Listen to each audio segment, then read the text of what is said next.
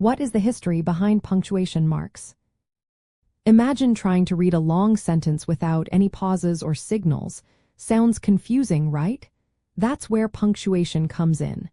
It helps us understand where sentences start and end, and how words relate to each other.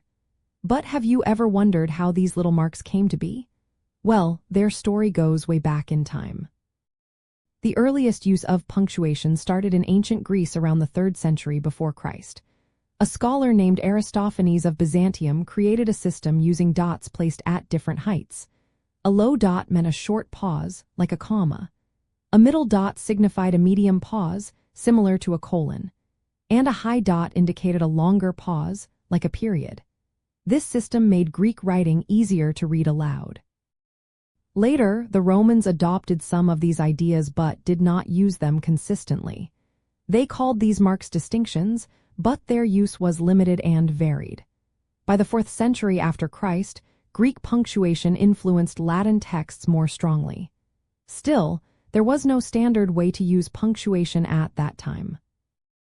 During the Middle Ages, punctuation was quite simple and inconsistent. It mainly helped monks and scholars read religious texts aloud.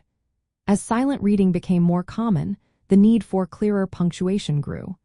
An important figure was Alcuin of York, an 8th century scholar at Charlemagne's court. He introduced symbols to mark pauses and sentence endings, making manuscripts easier to read. The big change came with the invention of the printing press in the 15th century. Printers wanted to make texts more readable and uniform. Aldus Manutius, a Venetian printer, played a key role in refining punctuation marks like the comma, semicolon, colon, and period. He focused on how these marks clarified sentence structure, not just indicating pauses. Other punctuation marks developed over time.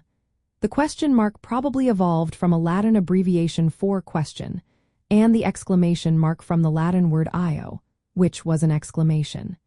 Quotation marks, des es, and brackets appeared in the 17th century, completing the set we use today.